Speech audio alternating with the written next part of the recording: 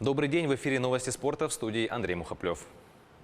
Международная федерация футбола ФИФА пожизненно отстранила бывшего вице-президента организации уругвайца Эухенио Фигередо от футбольной деятельности за коррупционную деятельность. Об этом сообщает пресс-служба организации. Судебная палата независимого комитета по этике ФИФА признала 87-летнего Фигередо виновным в нарушении кодекса этики организации. В период с 2004 по 2015 год функционер был связан с коррупционной схемой по продаже телевизионных и маркетинговых прав компаниям на турниры под эгидой Южноамериканской конфедерации футбола. Кроме того, на бывшего вице-президента наложен штраф в размере 1 миллиона швейцарских франков. Решение об отстранении Фигередо вступило в силу в среду.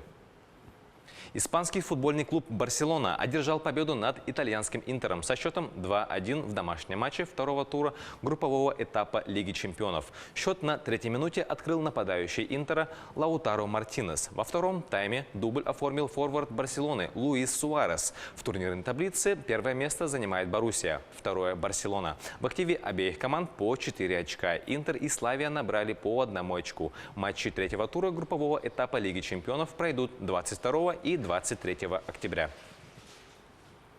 Немецкий футбольный клуб «Боруссия» из Дортмунда на выезде одержал победу над чешской «Славией» из Праги со счетом 2-0 в матче второго тура группового этапа Лиги чемпионов. Дублем отметился защитник гостей Ашраф Хакими. «Боруссия» набрала 4 очка в 2 матчах в группе F. «Славия» после 2 туров имеет в активе 1 балл. В третьем туре «Боруссия» на выезде сыграет с «Интером», «Славия» примет «Барселону». Оба матча пройдут 23 октября. Россиянин Сергей Шубенков завоевал серебряную медаль чемпионата мира по легкой атлетике в беге на дистанции 110 метров с барьерами. Соревнования проходят в Дохе. 28-летний россиянин показал результат 13,15 секунды. Первое место занял американец Грант Холлоуэй, выиграв у Сергея на 0,05 секунды. Для российских спортсменов, выступающих на чемпионате мира в нейтральном статусе, эта медаль стала третьей на нынешнем турнире. В медальном зачете чемпионата мира в Дохе первое место занимает сборная США, в активе которых 18 медалей. Второй идет команда Китая, третий – сборная Ямайки. Чемпионат мира завершится 6 октября. В заявку на турнир вошли 30 российских легкоатлетов. По причине дисквалификации Национальной федерации они выступают в нейтральном статусе.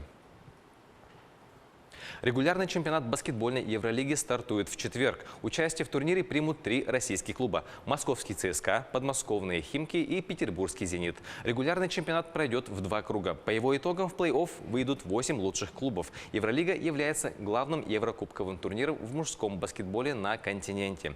Несмотря на противодействие со стороны Международной федерации баскетбола, европейское подразделение, которое проводит Лигу чемпионов, лучшие команды остаются в Евролиге. На предварительном этапе, который завершится 10 апреля, клубы проведут по 34 матча. Первый матч проведет петербургский клуб. 4 октября сыграет на выезде в Берлине с местной Альбой. Первый домашний матч Евролиги «Зенит» проведет 11 октября против одного из фаворитов нынешнего сезона – испанской «Барселоны». Контрольно-дисциплинарный комитет Российского футбольного союза оштрафовал петербургский «Зенит» на 150 тысяч рублей за поведение болельщиков на гостевом матче 11-го тура чемпионата России по футболу с «Локомотивом». Встреча прошла 28 сентября и завершилась победой железнодорожников со счетом 1-0. За скандирование ненормативной лексики «Локомотив» также оштрафован на 40 тысяч рублей. «Зенит» на 60. За использование пиротехники «Зенит» оштрафован на 90 тысяч. Кроме того, главный тренер «Локомотива» Юрий Семин оштрафован на 30 тысяч рублей за выход за пределы технической зоны. На этом у меня все. О самых ярких и важных спортивных событиях в Якутии и в мире смотрите в следующих выпусках.